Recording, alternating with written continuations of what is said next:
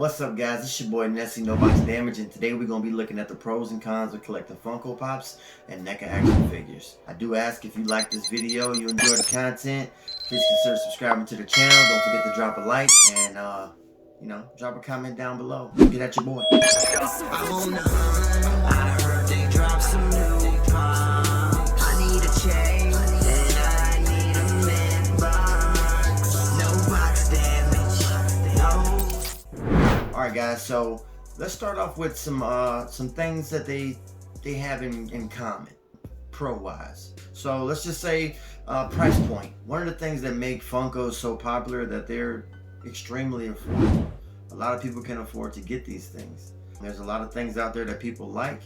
Funko happens to make figures for all of them, pretty much. And you can afford to get the figures that you want. The cheapest Funko Pop is around $8.99. And NECA goes for like $29.99. It's a big difference. When you compare NECA's prices to something like Hot Toys that makes similar figures, then NECA definitely seems like the more affordable one. Hot Toys and NECA, it isn't really a comparison. Hot Toys is, creme de la creme of the figures. So yeah, NECA, Hot Toys, NECA would definitely be the cheaper one out of the two. So, which are also affordable for a lot of people if you're into the NECA type of figure. Okay, Funko Pops, they have this really plain but nice packaging. Like, it's a lot of times it's really plain. It's not nothing too crazy, but then sometimes, like, which is one of the things that I love about movies, is they'll have like some sort of theme that goes with the movie. And I really like it. Like when you line them up together like this, you can see like they're all different, and it looks really nice sitting next to each other. The NECA figures, the boxes look nice on those too. They usually have some sort of theme to them. Ghostface has the Ghostface on it. The Texas Chainsaw Massacre box looks like the movie poster. So they have like really nice boxes, and I love that they put the pictures on the back to kind of show you some ways to pose them. That's like one of my favorite things about the boxes. It has a lot of influence on if I buy the figure or not also. Fandoms. Funko pretty much covers everything. Their motto is everyone likes something. So basically they're literally saying they want everybody's money. They don't care who you are. They want your money. Holy shit, dude. So they're going to try to get a license to everything. They're going to make a pop out of it and hope you buy it, which seems to be a working formula. Yeah, so they cover pretty much everything. They're always getting new license for something, something. And you just, sometimes you're mind blown, like, wow, I really did not see them making a figure for that, or wow, I didn't know that they had figures for that, which is why new pop collectors get like caught up. I know for myself, when I first found out about pops, there was like so many things that I didn't know that they actually had pops for, and I'm like, oh, I love that show, I buy that one, I love this, I buy that one. The next thing you know, you have a bunch of stuff, and it's like all random. My advice to any new Funko Pop collector is to find a lane. Like my lane, I've narrowed it down to movies, even though I still have some sports figures. I still have a couple things that I really like, but for the most part my lane is movies, and it works because when they do things like NYCC, you're not trying to buy everything in the NYCC, you know what I mean? It's a little easier on your pocket. NECA is mostly like horror fandoms, in my opinion. They have other stuff. I know they just recently released Elvis, a couple of Elvis figures. They have Ace Ventura, they have Rocky, like old Rocky figures. They have Bob Ross figures. They have some other things, but mostly like they have a Jason figure for every Jason movie. They have a bunch of Freddy Kruegers. They have a bunch of Predators, which I wouldn't say is a horror. I'd say that's a sci-fi. Predator and Alien are sci-fi. They're not horror movies. But they have a bunch of horror stuff is what I'm getting at. Their main lines are horror, which I'm still waiting for an Ultimate Edition 7-inch Candyman to come out. That'd be fire. But people are fans of horror movies, and when you accompany that with the different accessories and stuff like that NECA provides with their figures, it makes for a good display piece. NECA looks really good displayed on like some sort of diorama or backdrop or something like that. That's one of the places that they really excel at as a cheaper action figure. Okay, let's go into some of the cons though. Let's start with quality control. Okay, on both of these, Funko and NECA, like sometimes they got some pretty bad paint jobs. Now for the NECA, I'm not that picky or even know that the paint job is messed up to care, but I've seen online that some people do care and they get like really hostile in the comments. But I don't care about a NECA paint job. Now with Funko, it's different because this little figure, they rush through it and things that should be painted aren't painted, or either they're offset and it doesn't look good. And then also, one of my biggest things that I hate about Funko is that they're using this glow-in-the-dark paint now. Okay, so it's like, and if they're not paying attention when they're doing these things, some spots, most likely, like they come, like you'll get them and you go home and try to check the glow on them, and there'll be spots that there's no glow. You know what I mean? So it's like, what are you gonna do? You're gonna go back and touch it up? One of my Leonardo Soda figures, I got that, and I didn't get the chase, but he had glow-in-the-dark feet for some reason.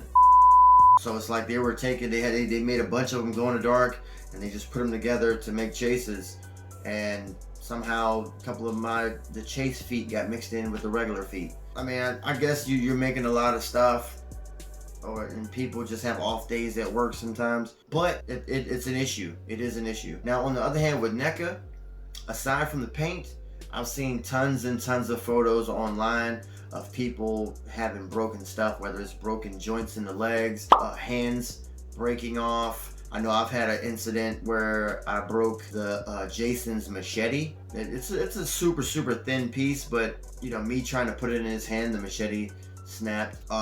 Luckily Target let me return it. I know my boy Pothead Pops, you know what I mean? Check out his channel.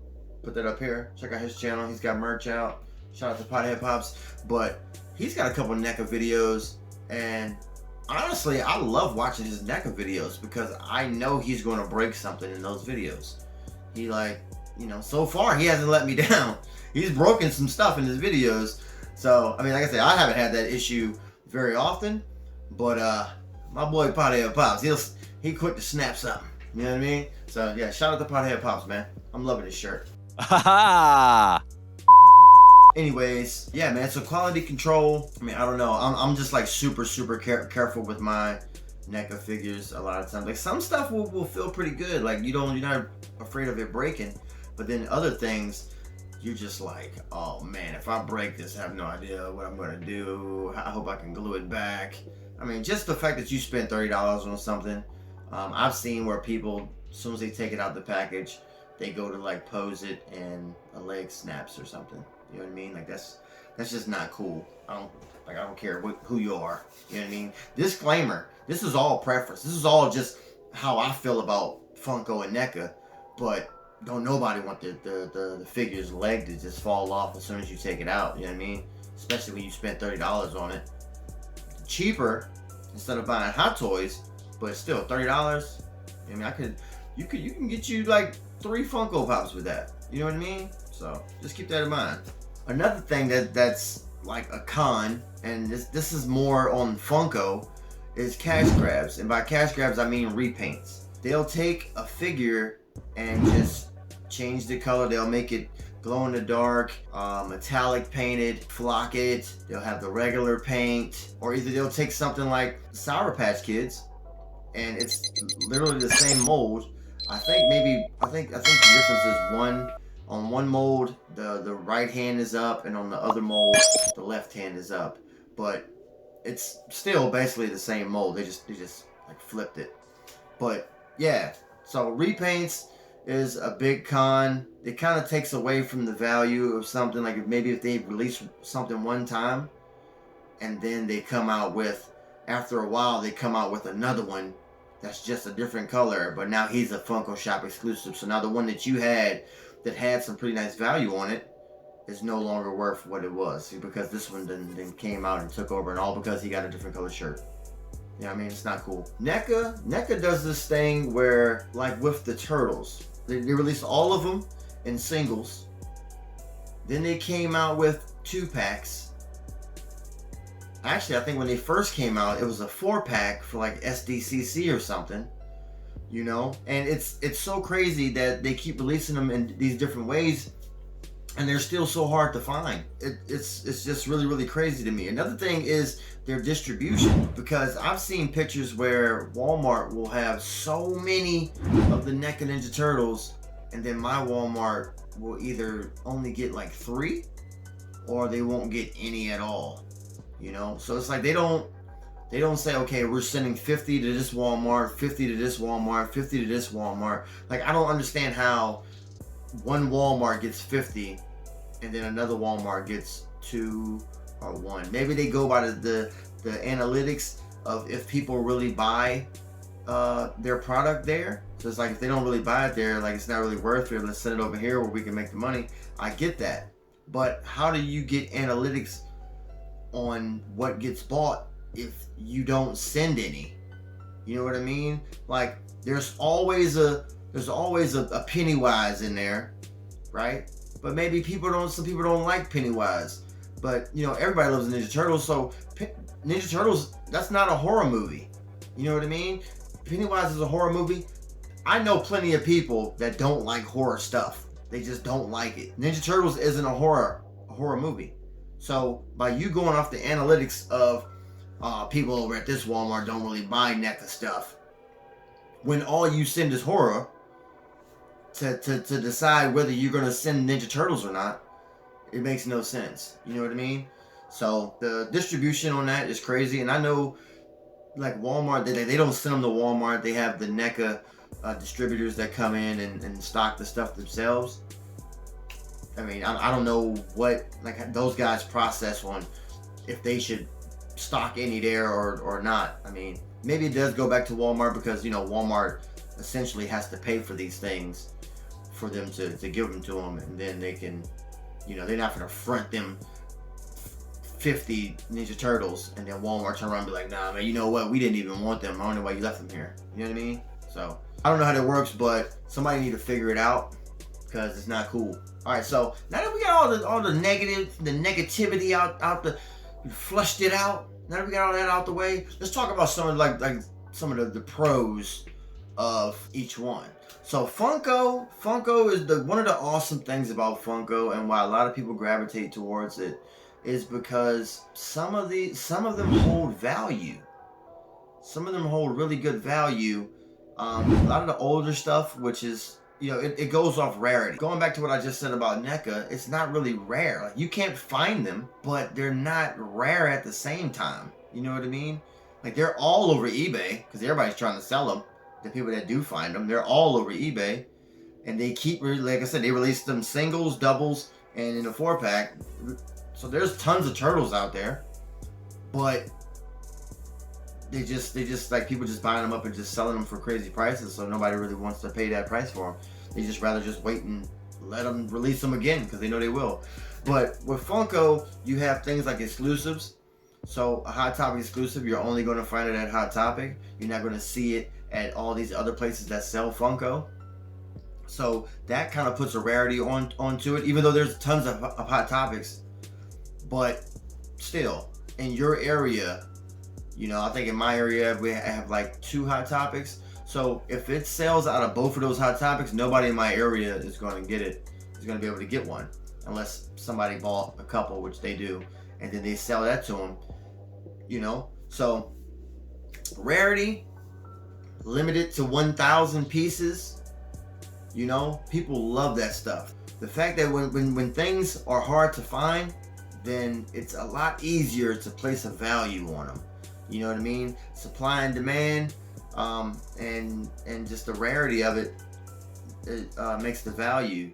And for that, I tip my hat to Funko, because they do that really, really well. And it's really, really nice to check something like Pop Price Guide or the Funko app and see that something that you may have gotten for retail has gone up to like $300. Like, that's really, really nice to see. So yeah, thank you, Funko. That's awesome. With NECA, like I say, NECA aren't, they're not really that rare. There are some figures that are rare. For the most part, you can find NECA, like, I mean, you usually just see the same figures over and over. So let's just talk about those, the ones that you can actually buy. They're not really that rare, so they don't hold value at all. I guess maybe they might hold a retail until you break something. But there's a lot of NECA collectors that keep them in the package, that don't take them out. There's a lot of NECA collectors that take them out, like myself, and display them, you know. But that, you know, they display them with dioramas and stuff like that. So again, it's only worth what someone's willing to pay for it. But they're typically not. There's no one talking about, you know, this NECA's worth so much. Not that I know of. But what is awesome about NECA is the attention to detail that they put into the figure for it being at such a low price point.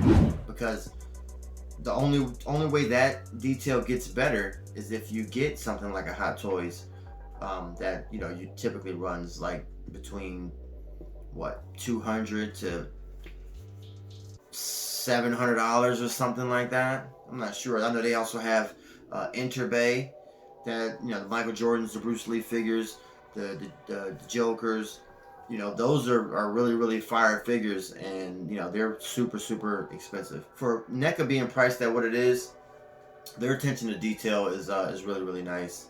And my favorite thing is all the accessories that comes with it. The different head swaps, the different hand swaps, the different weapons, and, you know, the different like Marty, my futuristic Marty from Back to the Future. He comes with the hoverboard, and the hoverboard comes with a clear stand, so when you position him on it, it looks like it's hovering in the air. You know what I mean? That's really awesome to me.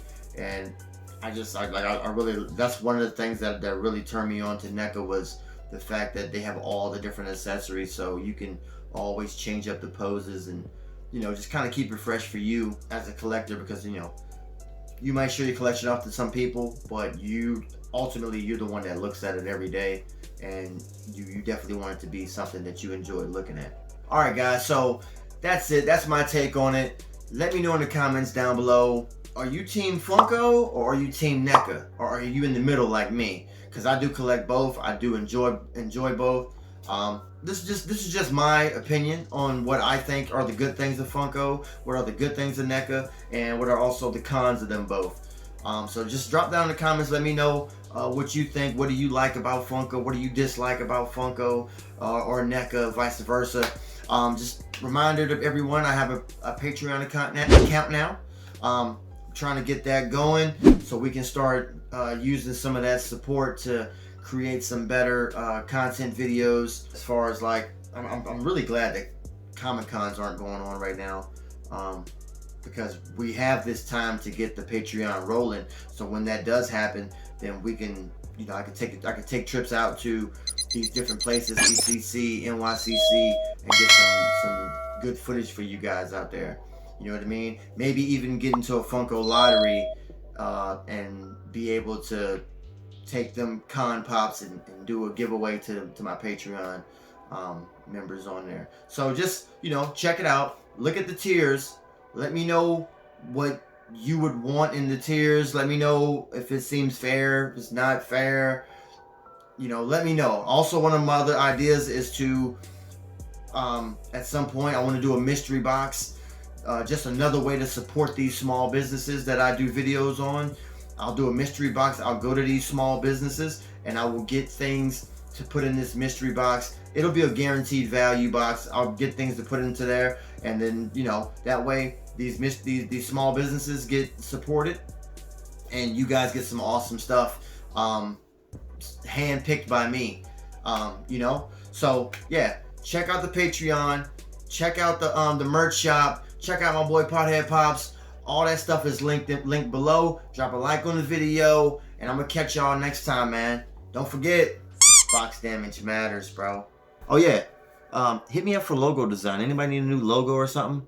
You know, hit me up. I designed it. I designed this logo. Yeah, shout out Pothead Pops, man. I'm on the hunt.